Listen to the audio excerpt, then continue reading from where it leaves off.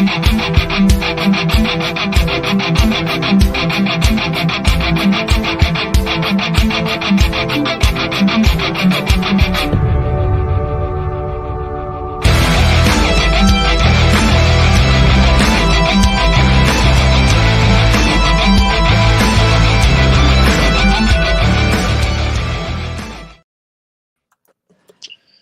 is up, all you freaks out there? This is Ryan. I'm Sarah. How are y'all? I am doing just fine. I just got back from getting dinner at Gus's Italian Cafe here in Mechanicsville. Ooh. It is, of course, it is National Frozen Yogurt Day. And I didn't even think about Sweet Frog getting frozen yogurt. Dang. I feel bad too, because I always want to be in the holiday spirit. There weren't many fun holidays today. The other one was National Chopstick Day. Hey there, Ryan. It's a long time no see. Ooh. See, I said Facebook use. I don't know who is actually saying that to us right now. I can let you know. Give me a second. Yeah, give us. Yeah. I want to say hi to whoever it is. What is your favorite topping to put on frozen yogurt when you go to like Sweet Frog? I am a simpleton. I like the simple things in life when it comes to me too. Frozen yogurt. Like I like maybe cookie crumbles or marshmallow. Oh, maybe some like marshmallow fluff, caramel, and chocolate drizzle with some like cookie crumbles in it. Like kind of like a Rocky Road. Rocky Road ice cream is my favorite ice cream ever. That does sound good. Usually when I get because RJ will get like gummy bears and like. You see, I saw you. Yeah, there he is. Hey, buddy. Worms and stuff. Hi. And they always seem to get really hard when he puts that stuff in there. I'm so worried about my kids like choking.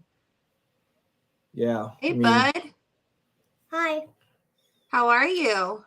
Good. Are you on the show? So yeah. I was on another show. You were on another show? Yeah, he's come on to help me out a lot. There's Howie. Hey, Howie. Faith. Hey, Faith. Hey, CR. It's CR. Okay.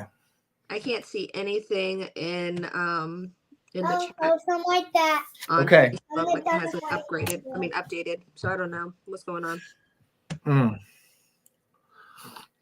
So yeah, Brianna used to put all this like chocolate syrup, caramel, marshmallow topping on her yogurt. It was like 100 degrees outside. And every time she ended up having to use a bathroom after that. Like, you get stomach's gonna be upset. I'm fine. It's like as soon as he hits the humidity, man, it's all over.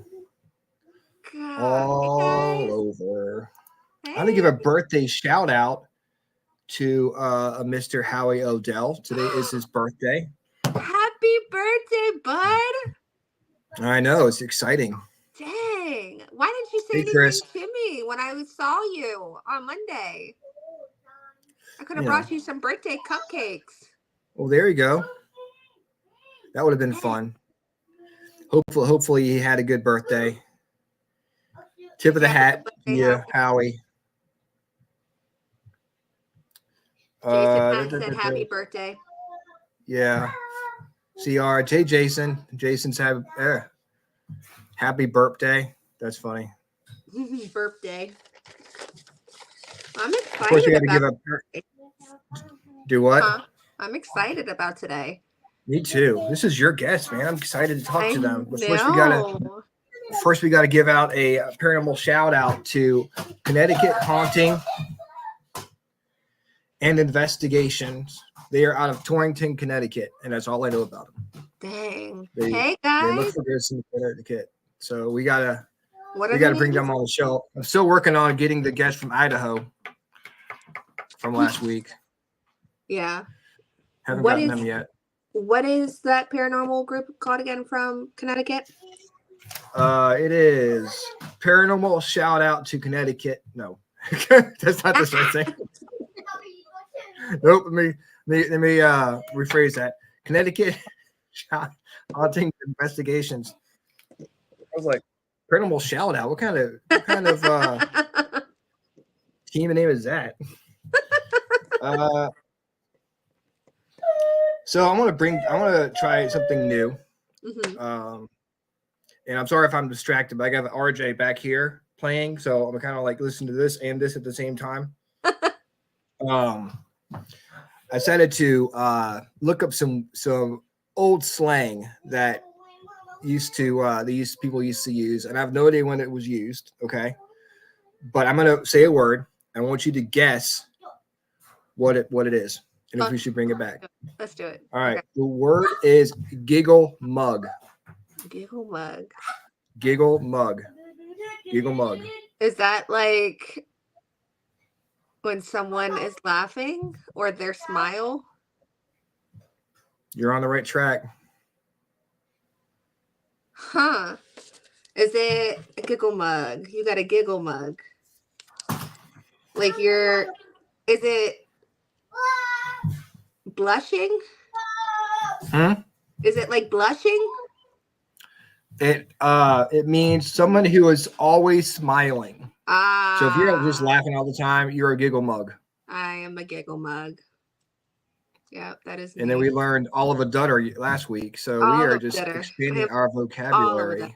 I am still going to be using that one when we investigate on the 24th. All of a dutter. I was all of a All dutter of a today, dutter.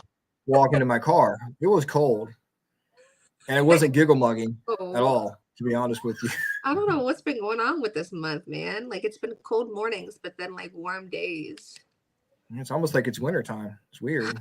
Listen, it's almost like fall time. It feels like fall time. I want it to be cold all the time. I don't want it to be cold during the I like cold weather. Okay. Cool weather. Yeah. But I don't like freezing my butt off. It hurts to go outside weather. There's a difference.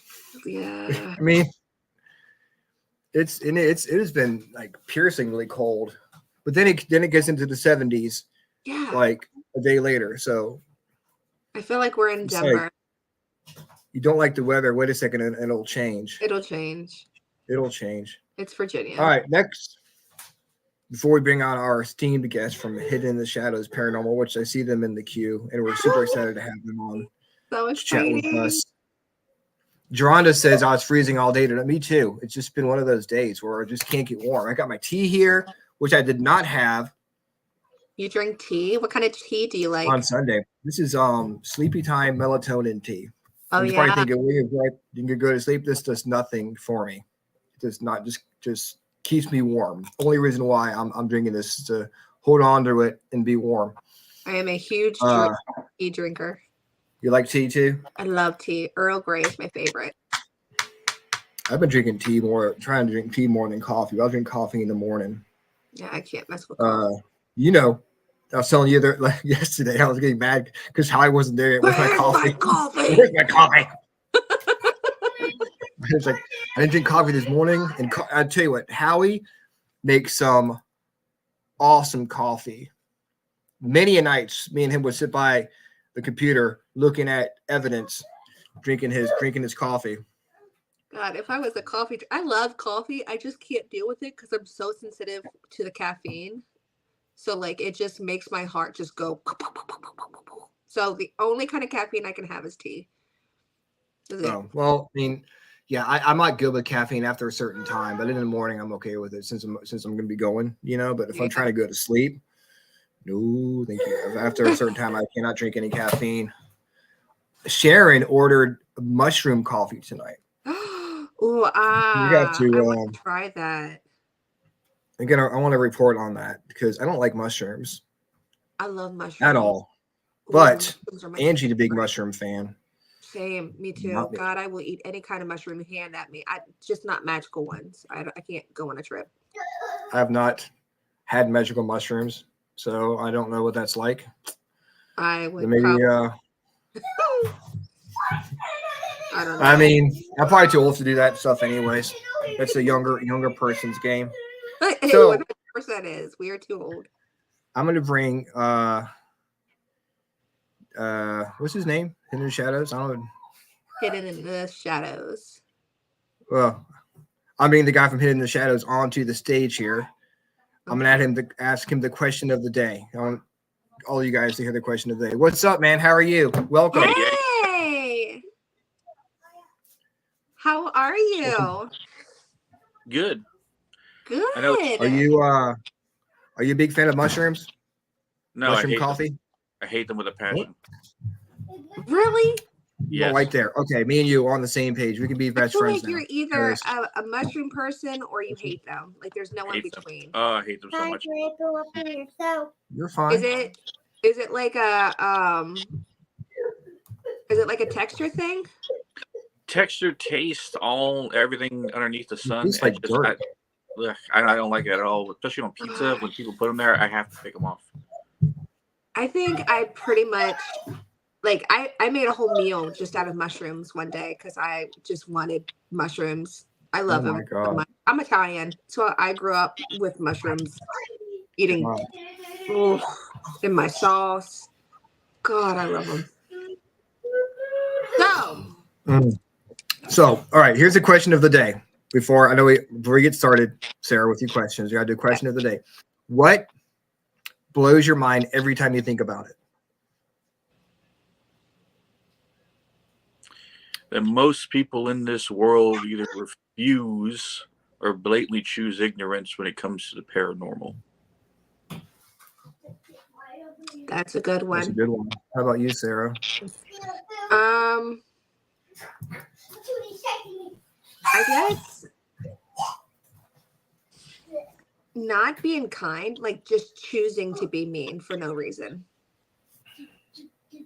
Just people just being mean. That's kind of like why go down that route? Why choose, to be mean to people? Why not just choose the other way? And it'll make the world a whole lot more positive. Yeah. I think mine would be the fact that I could hear voices from the dead. People who are not here anymore, I can hear their voices on recorder.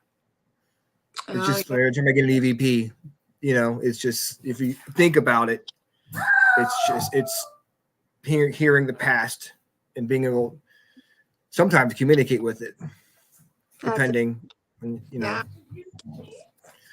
So that is the question of the day. Now, Sarah, it's your guess. All righty. I am going to take over today. All right. So I have some questions for you. So how many members are in your team? 2 at the moment, me and my wife. And now she would be here today, but she's off planning because we also run a podcast at the same time underneath the same name, Hidden Shadows Podcast. Yes. We actually are having a live podcast event at a local pizza place of all places in town. And she's planning getting all the merch together, getting all everything we need for the show, getting everything because I'll help, but she literally just pushes me out of the way when it comes to that stuff. So she really wants to take that. So she's busy doing that right now. And I've always had the gift of gab, so she lets me do all the interviews when it comes to what we do. But no, as of right now, it's me and my wife. We've gone through several teams of joining other teams and those teams disbanding, and then another team and that team disbanding. And we kind of picked up our knowledge from those other teams, and now it's just me and my wife. That's how me and my best friend are. We have been through different teams. We decided to create our own team. So that's awesome.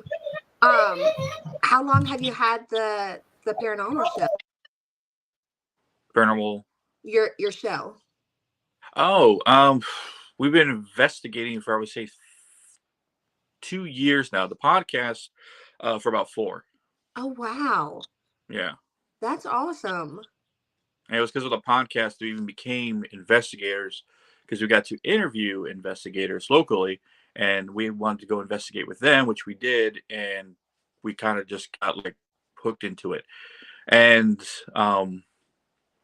because of my wife's abilities, psychic medium and all that, plus my abilities, yet to be 100% defined, we became a very unique and valuable members of any paranormal team we joined. To a point now, we're kind of just doing it on our own. We're trying out this guy right now, who's a Marine, and he's working with us, seeing how he works out being our camera guy. Because really, right now, we just need tech people.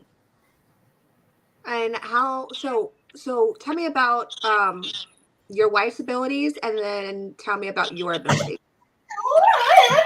My wife, I call her. She's a psychic medium, but I call her the jack of all trades when it comes to abilities, because there seems to be really nothing she can't do when it comes to the psychic medium trade.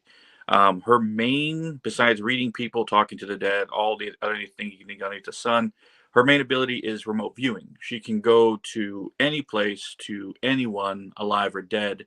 It doesn't matter. All she needs is a picture, a name, and possibly their favorite song, and she can talk to someone who's already passed on.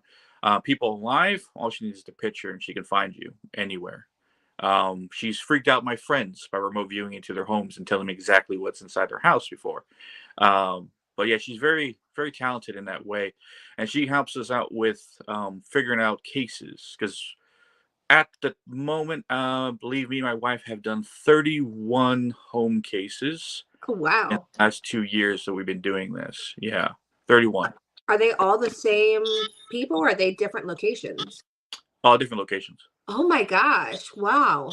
Yeah, 31 individuals and families we've helped in the last 2 years. Yeah. But she remote views into their home. I haven't had to physically be there. She tells me where something is and where to get it and how to deal with it and stuff like that. Oh my gosh. Wow. So tell me about your abilities. Now, here's where things get strange. And I know you guys have probably been hearing the paranormal and talking about it for probably, I don't know, decades at this point. But what I'm about to tell you, I guarantee or almost guarantee you've never heard before. My ability, like I said, yet to be 100% defined. In September of 2020, I gained, or it awoken in me, the ability to feel the energy of the other side. And not only feel, but control, manipulate, and mold to any way I see fit. And it starts with my hands. When I'm close to an entity, the sensation in my hands feels like it's charging, or it's not charging. That tingling sensation when your hands go to sleep, right? Like that kind of numbing, tingling sensation. Starts in the center of my palm, spreads out to my fingertips. The closer or stronger the entity is.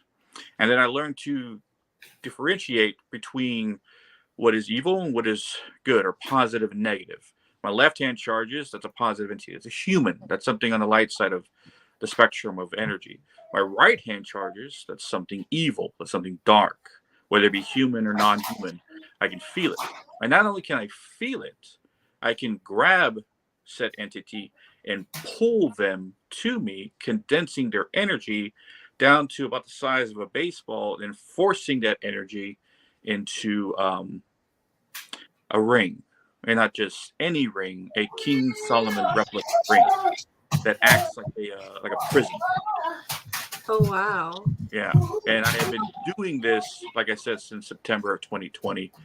And my ability also allows me to not only take what's in front of me at time and place, but I've learned to reach through the camera like we're doing right now. If it is live in real time, I'm just talking to somebody, I can reach into their location, grab what is there, pull it through their phone, through my phone, and send it down. Because out of those 31 cases, 2 have been in person. Oh, wow. Yeah. So that allows us to, like, I've taken down stuff in Canada and Australia, in England, parts of America, of course, no more than a couple of hours away from where we are here in North Carolina. But yeah, I've taken out a lot, and I've kept count. As of Tuesday, no, last Friday. Yeah, last Friday. Oh wow. I am at 81 confirmed demons in that ring. Oh my gosh, that's Yeah. crazy. Wow. Yeah, it's that's the when I talk about, like I said, you've never, almost guaranteed you've never heard anything like this before, and it seems I just keep getting stronger every year. And the thing is, I've never been psychic or medium prior to September of 2020. Before then, granted, I was surrounded by the paranormal my entire life. The ranch I grew up on was a kid, very haunted, and then I kept having experiences ever since then. After I got older, my wife was born a psychic, had her abilities the entire life. Every house she lived in has been haunted. But me, I'm not psychic. This ability kind of works like a hard line.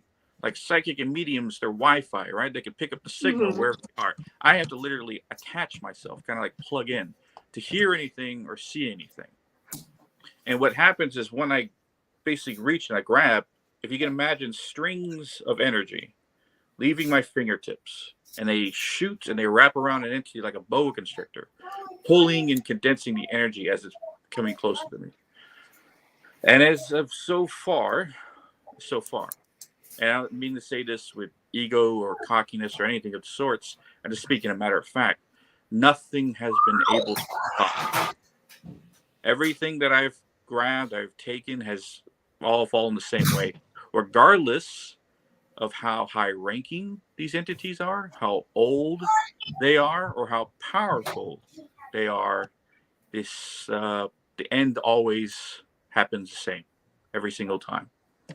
But it also allowed me to communicate with the left. If I send those strings out and kind of reach out to, kind of hold a hand of the entity, I can hear them almost like they're like a voice in my head. So it allows me to communicate as well. It's not as strong. Again, I'm not very practiced with the left versus the right. Like every location we've investigated around here, yeah, I've taken a lot of things. But that's what kind of like my importance in the team is. I'm like spiritual security, right? With me there, you never have to worry about something attacking you, something attaching itself to you, something scratching you, bothering you, any of the essence. I'm going to take it out before it has a chance to. And we come to find out, once I take the bully off a location, the rest of the spirits that are there feel more free to talk. And we actually get better communication after something said dark is gone. Wow. Yeah. That's awesome. The best I can describe it is we've looked up, I've done tons of research trying to figure out anything like this in history.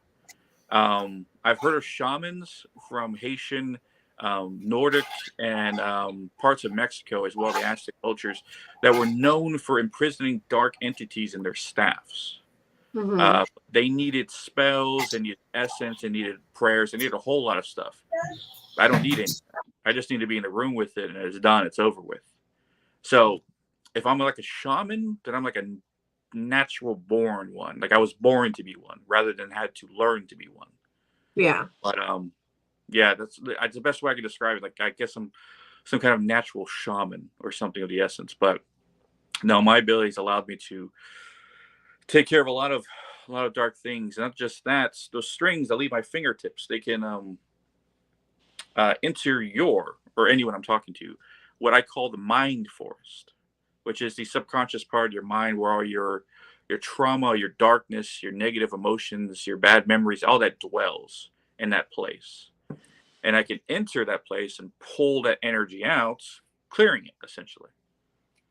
And funny enough, I've done more of those than I've actually done actual cases. I've had people contact us through Instagram saying, "Hey, can we just do a session real quick? We clear out my mind for us." Oh yeah, it's fine.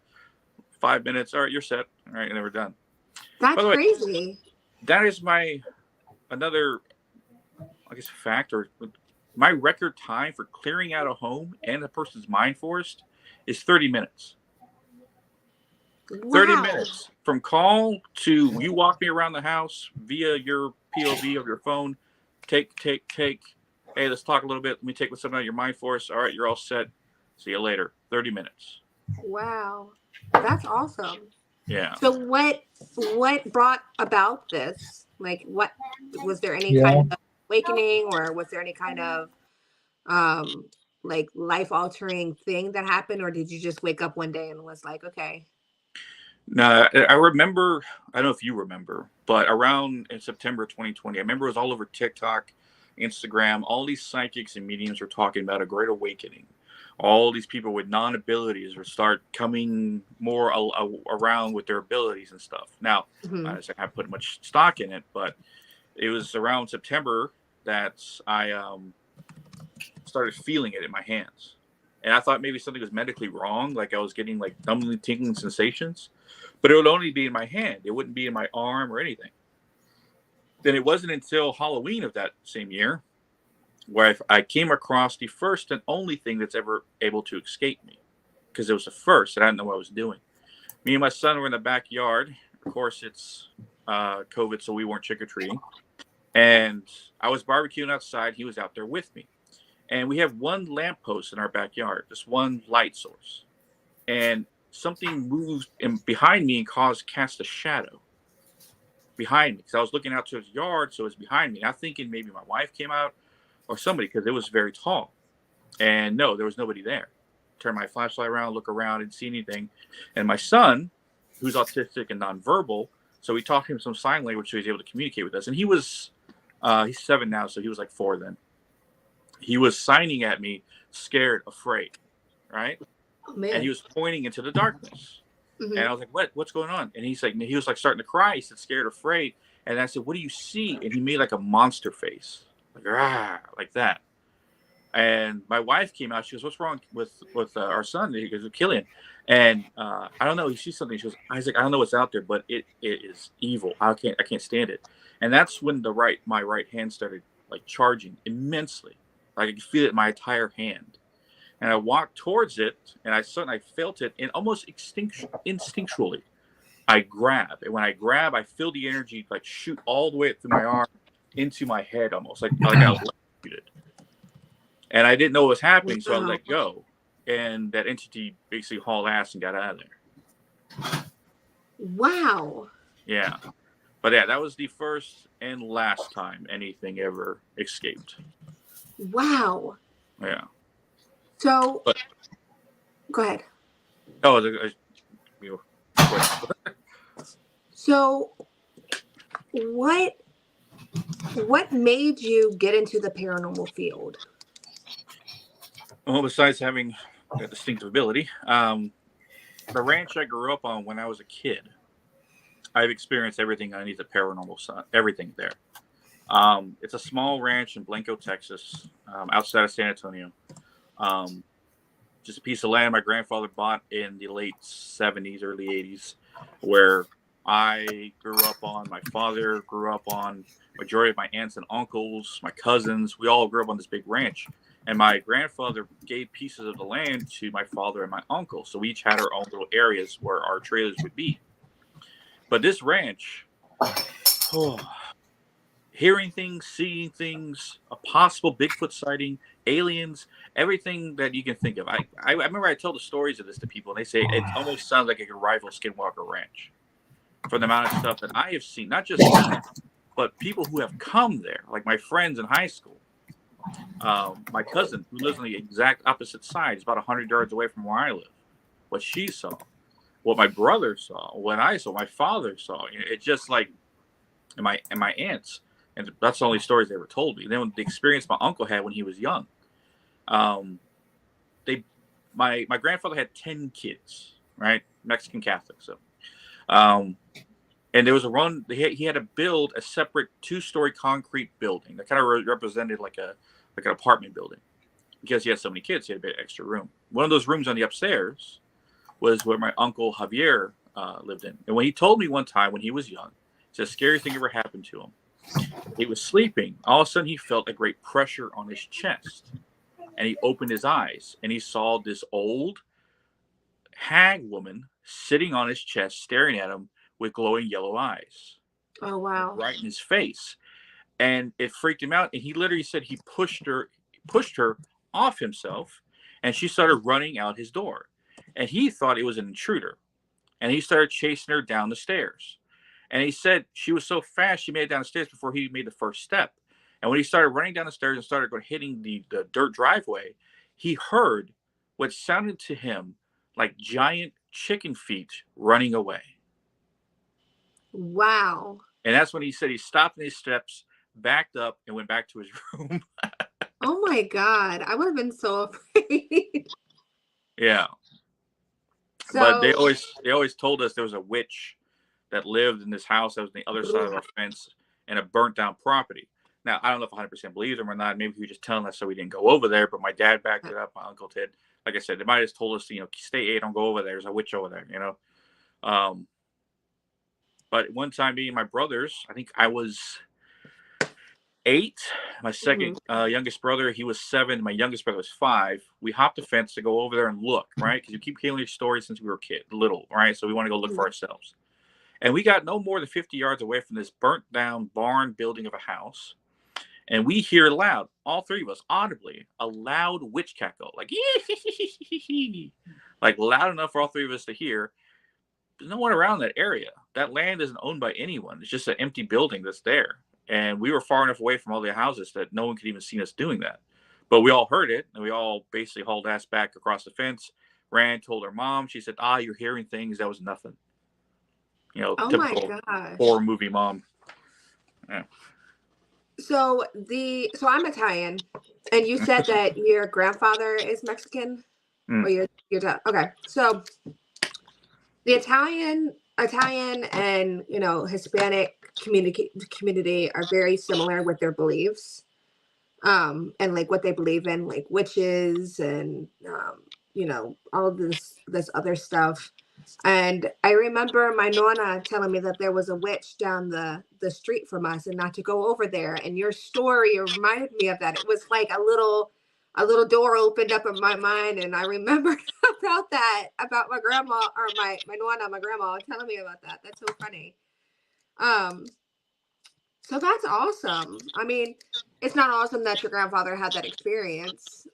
He's probably really scared, but I mean, it's really cool that you had those experiences and like you got to see all of that. And look at you now. You're in the paranormal field, and you're doing all this cool stuff. And it's just so funny what can lead a person up to their life, how they are now, like the string effect. Well, I asked my father. By the way, that happened to my uncle, not my grandfather. Uncle. Before I go on to what I was going to say, one story happened to my grandfather while he was in Mexico. He came face to face with La Chusma, the giant white owl with a woman's face. In Mexican folklore. He was my dad telling me the story. Said I think he was 13, and he was just coming out from the fields from farming, and it was getting dusk and it was getting late and the sun was setting down. He started walking back, and he hears loudly some woman call his name, which his name was Felix. He goes, Felix, right? And he looks and he sees that giant white owl standing on a branch with a woman's face, and they start flying at him. Oh my God. Yeah, it happened to my grandfather when he was young. Anyway. So like the folklore is like, if she sees you, she's gonna kill you, right? Yeah, why he started running towards his house. Oh my God. Yeah.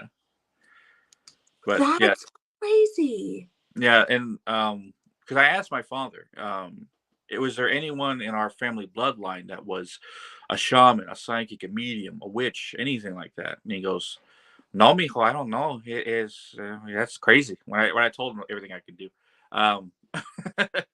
but apparently it's not in our bloodline whatsoever. But doing my own little 23andMe, I come to find out that if you know your histories about the Mexicans and Hispanic race, they're all half indigenous and half Spanish. I was about to say Aztec. Yeah.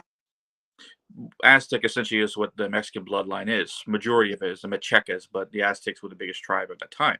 Mm-hmm. It's a good probability that you're part Aztec. But I come to find out also that I had Native American as well. And I asked my mom about it. And she goes, "Oh, yeah, I forgot to tell you. Your great-grandfather, her grandfather, was 100% Choctaw Native." I was like, what? Why you never There told you me that? go. He goes, I don't know. I guess forgot. Because my grandmother, when I was little, I always wondered why she never got, like, talked about how she never had to shave her legs, right? Sure, she was half native. So I guess that, how the hairless gene kicks in through there. But, yeah, she'd always talk about it. I was always weird when I was little, but now after I find out that, oh, she's half Choctaw, so that makes sense now. But yeah, makes me Wow. 10% maybe. Yeah. Yeah. Yeah, that's awesome. That's awesome. And I was going to bring up the Aztec thing too because they did. I remember in my studies, a long time ago, I researched something about the Aztecs and how a lot. It's not known for sure, but they had like these different abilities, these different powers that they could do. And I mean, like, if you come from, a Mexican heritage, which is Aztec, and like you have some Native American in you, those two together could cause like a pretty significant amount of power. So, Something in my bloodline from a very long time ago yeah, that waited till me to awaken. yeah, Yeah. that's awesome. So, what is the most scariest investigation that you've been on so far? My first oppression case. Mm-hmm. My first. Um, that was the first time I ever came. Well, I went into a home investigation knowing that there's a demon there. Now, I've done investigations prior to that, but never knew if anything demonic was there. But this time, I know something demonic's there. My wife. Well, let me backstory first. There's a couple that had a son, and they were friends with members named Mike. He was on our team, an older psychic guy. Um, we were in a team together prior to our departure from that team, but they knew Mike from around the neighborhood where they lived, and they knew what he did, paranormal investigating, stuff like that. So they reached out to him saying, "Hey, something's going on with our son. Our house, we think is haunted. We're having nightmares every single night. Our son has changed his attitude, complete 180. He's angry all the time. He's violent. I'm afraid he might kill us in our sleep. Like the most, Oh, dark wow. stuff to think of." And he says, "Do you know anyone who can help us?" And me and Mike have been working together for maybe a year at the time. And he goes, "I got just the guy for you." So we set up a time for us to come. But the night prior, Megan goes remote views into their home just to make sure where it is so we know what we're looking for. And when she's there, she says she's not like mentally there for more than a couple of seconds before this giant, she describes as, if imagine if Groot was a demon. This giant blackened wooden type Groot kind of creature with fire coming in the back of its head and like red eyes and smoke coming off it comes around the corner and looks at her, and it says, "Oh, they sent a witch after me." All right. Oh my God. To which she popped out and she told me exactly what's there. It's like, okay, well, I didn't expect to deal with that. Um, that was also the first time, or I'm sorry, when my second spirit guide made himself known to me, and I learned his name is Odin, and he is a Nordic, a Vikinger from the age of the Vikings and stuff like that. But yeah, he made himself known, and he was all gung ho for ready for war, which put me in the right mindset because I actually was going to battle. So, when we got to the place, you could feel the atmosphere. You could feel it. Like I remember when people, exorcists and other people talk about how they can feel evil in a room, right? Yeah, Mm-hmm. that's what it felt like. It was heavy, it's negative. You could feel it charging. So the plan was that me and Mike would go into the home and talk to the son. He would do a Native American prayer and try to sever the tie between the kid and the demon, while I grab said demon. And my wife and his wife would be outside. Megan not putting up a shield to not allow this thing to leave, not to run away. Because I wasn't worried about this thing attacking anyone else. I was worried about it running. And so she, amongst many of her abilities, she could project light essentially and kind of create a shield that doesn't allow anything to run through it. Right. Oh, wow. So she was kind of doing that outside, not allowing this thing to leave. And I was in there, I was provoking it, I was trying to get it to attack me, and I was telling the kid, "Hey, I'm not talking to you, I'm talking to it. All right, so Mhm. I'm not coming at you, all right?"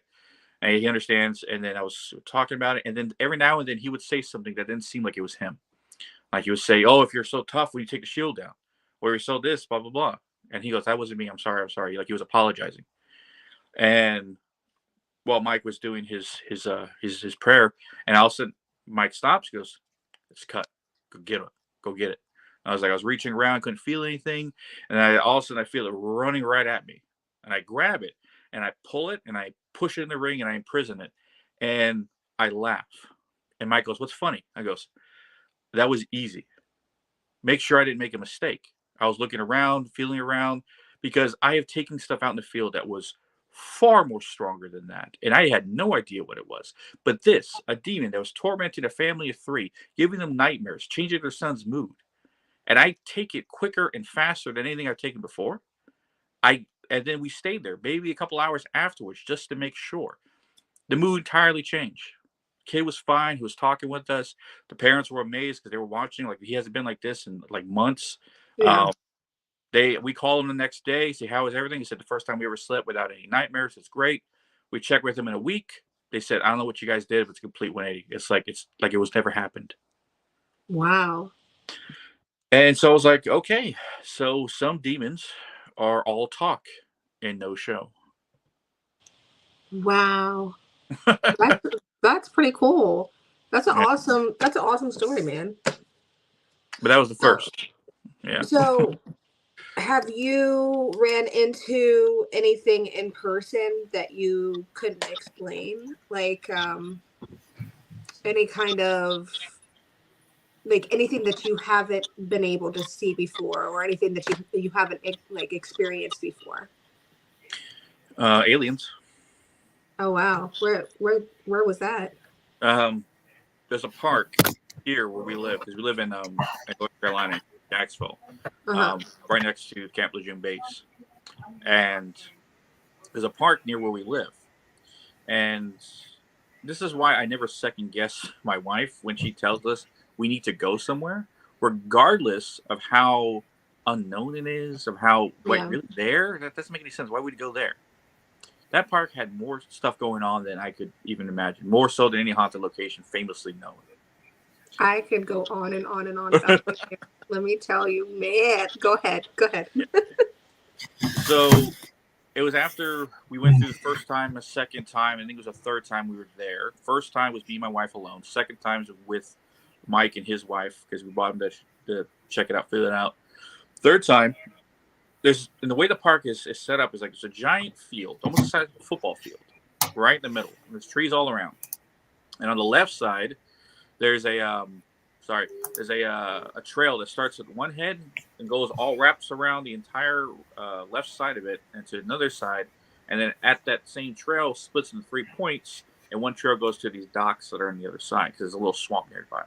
Mm-hmm. So this open field area, we just decided in that field to do an Estes method with Mike under, because I called him the voice of the dead, just because when he went under and did the Estes method, it was like I was having a conversation with whatever there. So he was very good at it.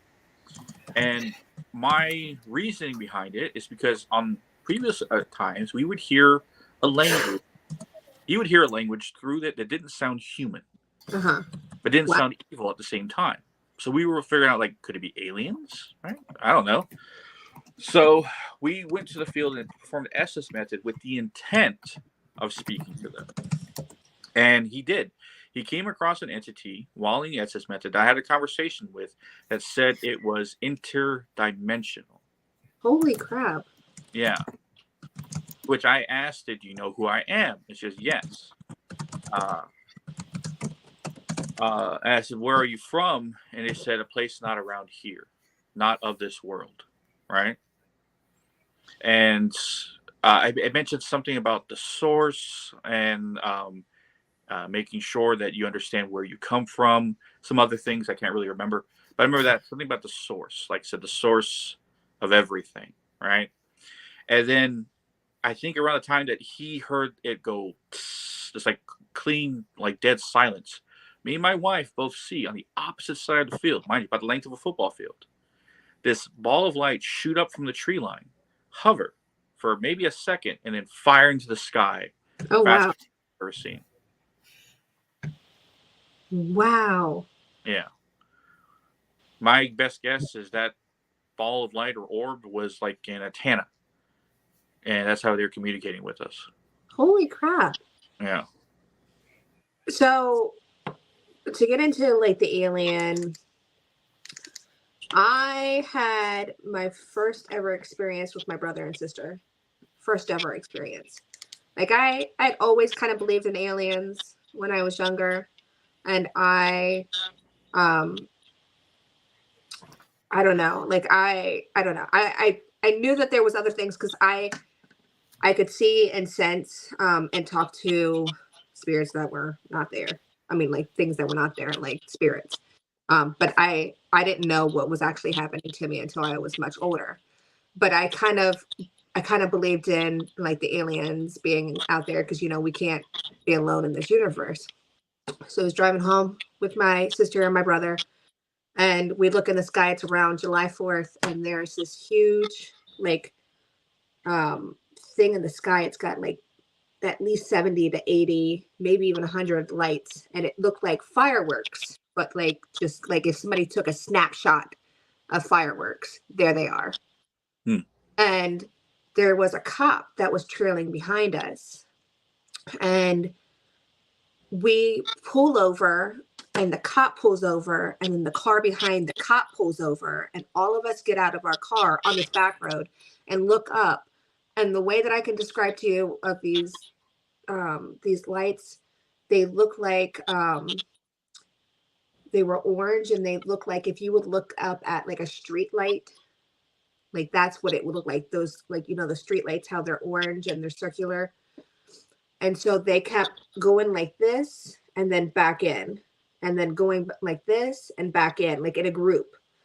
And the officer freaked out. He was freaking out. He was like, what the fuck is that? What is happening? Or, you know, this was right around when we thought that that ISIS was going to come back. Like we thought we were about to go to war with ISIS, and like, so we all thought that we were getting like there was a terrorist attack or something.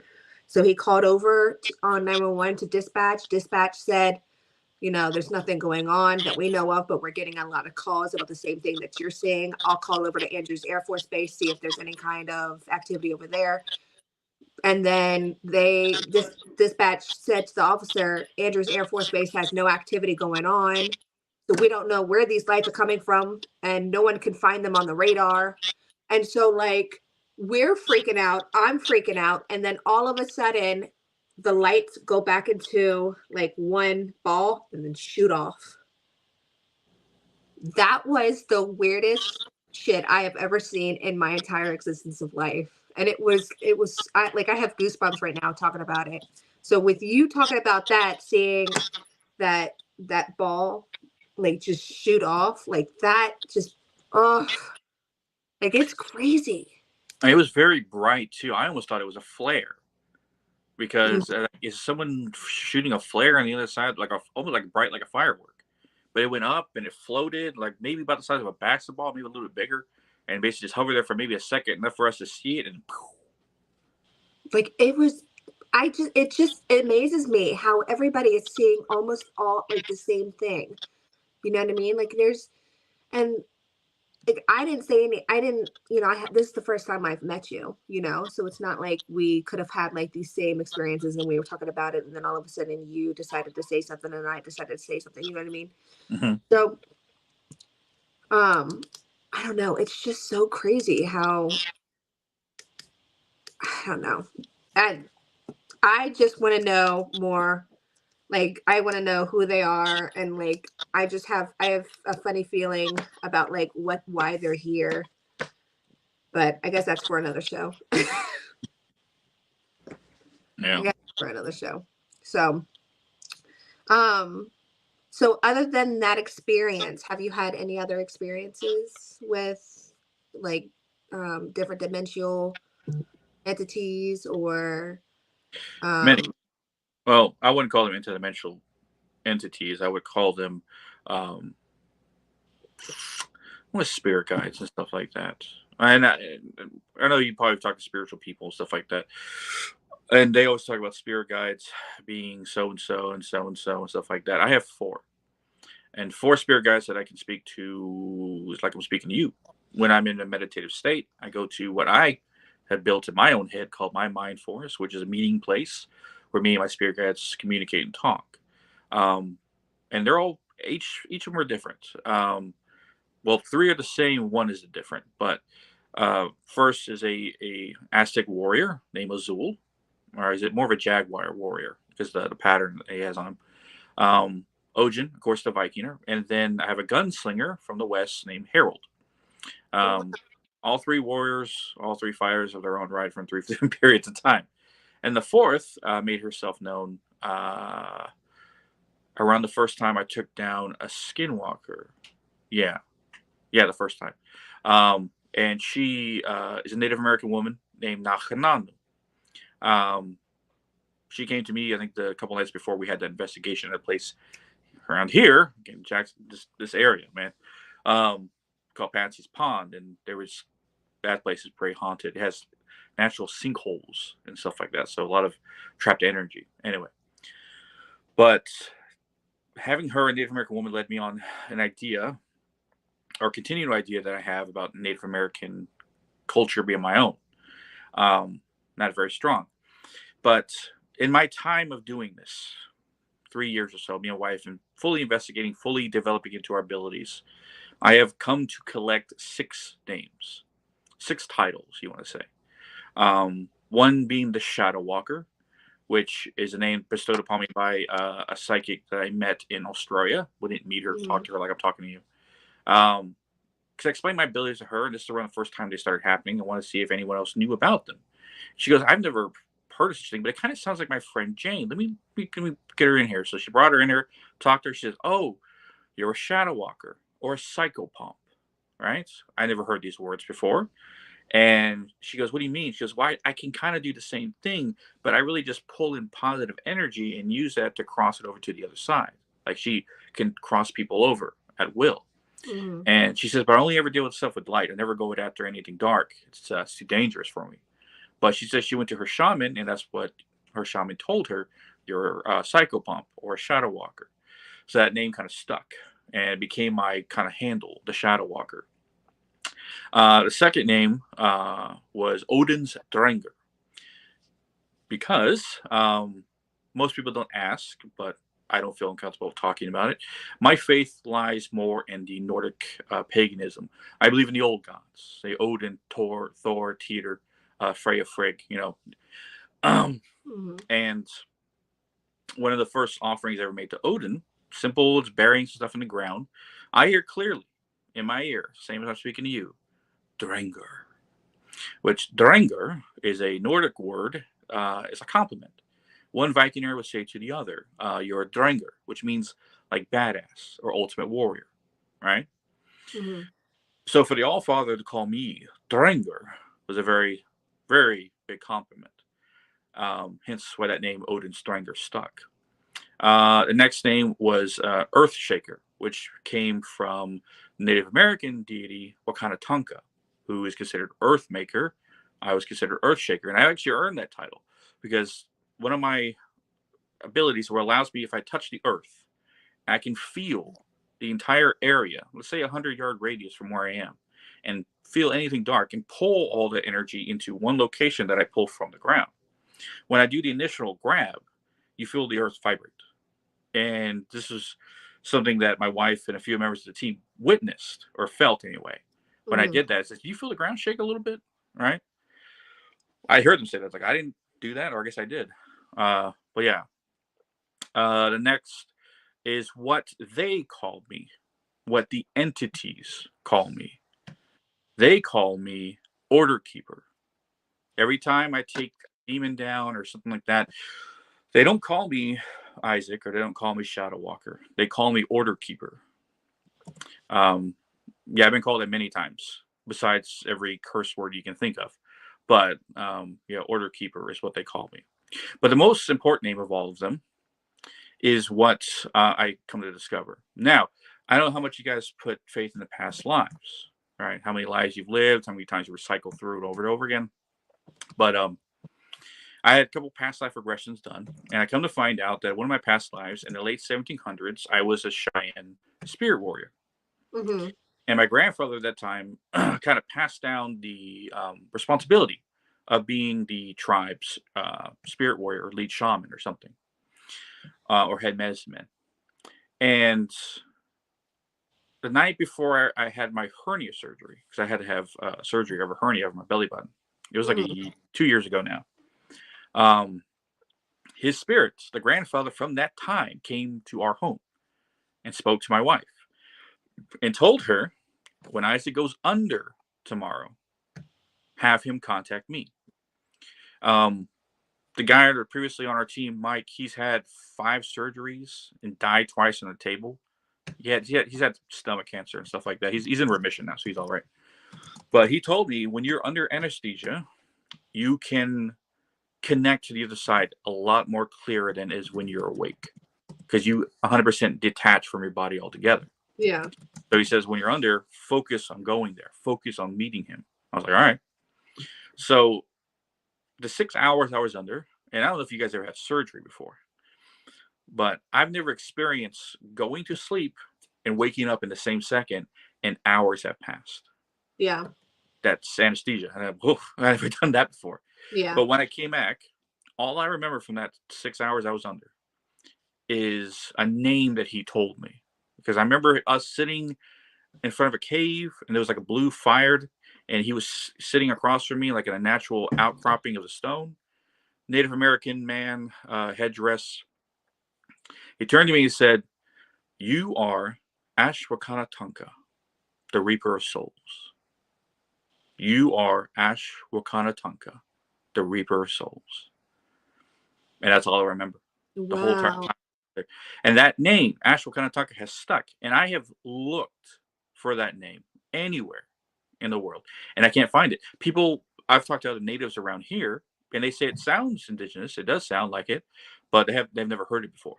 Yeah. Yeah. Wow. Well, that's awesome. And you want something more stranger? Huh. The native spirits around here, because we have the Croatoan National Forest here, and then they have called me that when we've done investigations. We hear it over the spirit box. Holy crap. They say that over the spirit box, Ashwakanatunka, right? They say that over the spirit box. Mike has heard it in the Estes method. He heard him calling out to me. And not just that.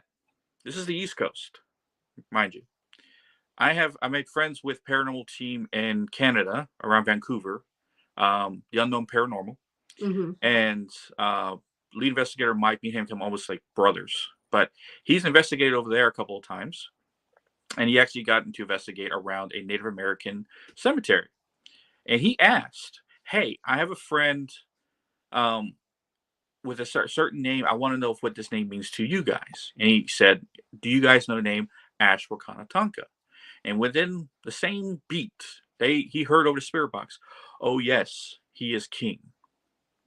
Oh, my gosh. So 2 parts of the country on opposite ends both recognize the name Ashwakanatunka. Oh, my gosh. Yeah. So there's something to that name that I have no idea. Yeah. I'm going to have to do some more research and see, and maybe I can reach out to you again and just let you know whatever I find. Well, my strongest bet is that it's a legend kept close to the Cheyenne tribe, or a secret, or something of the past that was forgotten. Mm-hmm. I don't know. It's whatever the secret is, because I've talked to natives around here that I've met. I met a Crow. I met a Comanche guy. I met a Navajo guy. Asked that name about it. Have no idea. Yeah. Yeah. Well, it has been an amazing hour with you, man. Just the knowledge and just the stuff that you've experienced is awesome. It's amazing. So I am really excited and really happy that you came on. and it was really nice meeting you. You're And welcome. I enjoyed listening to the conversation. yeah, and Yeah, you said what? I enjoyed listening to the conversation. Yeah, like it was very powerful and insightful. So we would Yeah, love to have you on again because that was awesome. definitely. And if anyone listening is in need of help and is thinking, well, how much does a guy like can do this? How much does he charge? I do not charge anything. I don't charge a dime. I don't charge 1 cent. I never have and never will. I never will charge for my abilities, nor my wife, nor our team ever. I feel it morally wrong to do so. It's like a doctor saying, how much can you pay me before I fix you? So people dealing with something in their home that they can't get rid of, or they're dealing with negative energy in their home and it just seems almost like impossible. A simple 30-minute call with me, it's gone, it's done, it's over with. And I have on the podcast testimonials from people we've helped. So you don't hear from me, you can hear from them. And the strongest of those testimonials is a woman named Dal. Her son was being oppressed by a witch and 3 demons in her stead. And it got so bad to a point where that kid couldn't walk anymore. He had to drag himself around on the floor. And then after one session with me, it's like it never happened. And she literally messaged us once a month, thanking us consistently, all the time, every single month. Hey, I thank you so much. Sends us videos of him like trying out MMA now. He's like 12. But you can go into our podcast and listen to her testimonial, hear her speak of how her life has changed afterwards. It's called Dal's Story. And also, anyone who wants to know more about the Shadow Walker stuff for my ability, I did a whole 6-part series called The Shadow Walker, where I go and you hear my evolution from every episode of how different stuff I didn't talk about here, and how my abilities evolved since there. Well, That's awesome. exciting, man. Yeah. Definitely go check it out. Yeah. 100%. But yeah, it's Hidden the Shadows podcast. We're all places you can listen to podcasts. If you need to message us about anything paranormal, you can message the Instagram, Hidden the Shadows Paranormal, or Hidden the Shadows Podcast. Cool.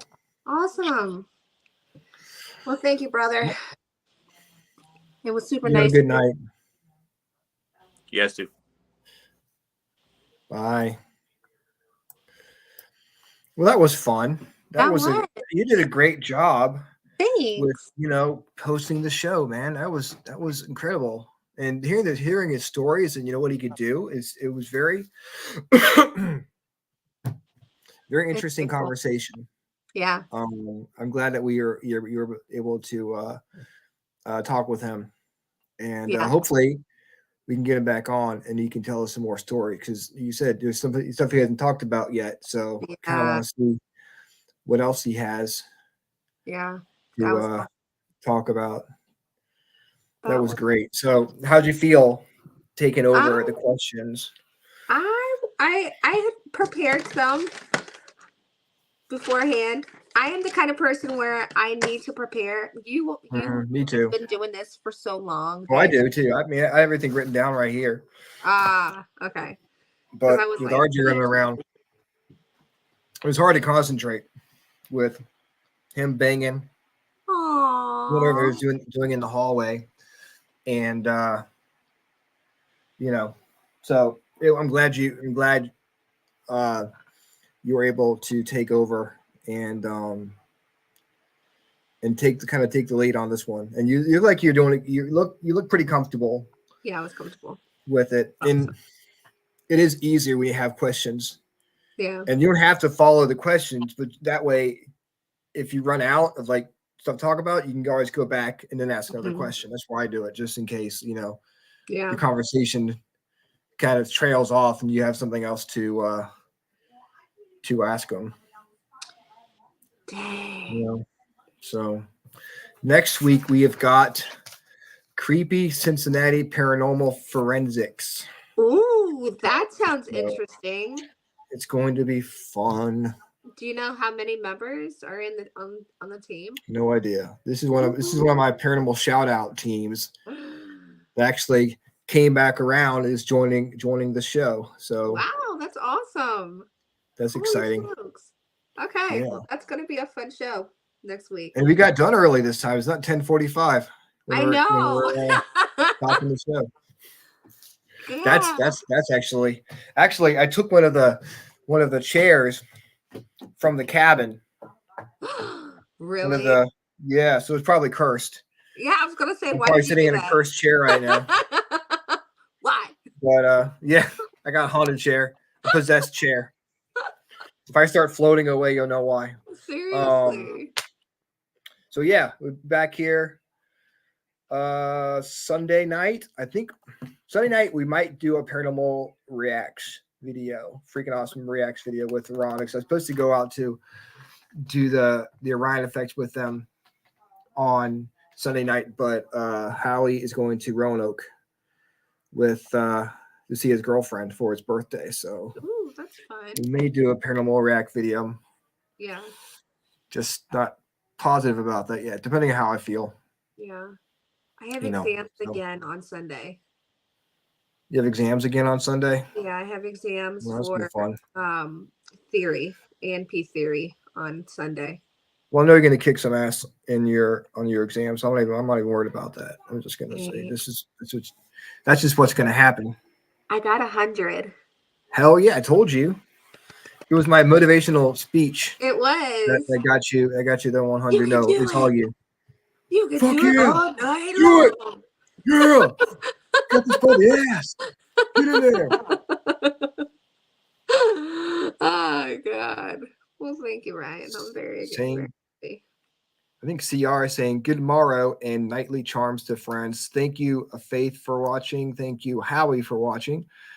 Thank you, Chris. Thank you, Heaven. My boo. My boo. Thank you, everyone, for tuning in to the Freakin Awesome Paranormal Show. We'll be back here on Tuesday night, maybe Sunday night, but most likely Tuesday night. Same freaking awesome time, same freaking awesome channel. Have a good night, guys. Bye.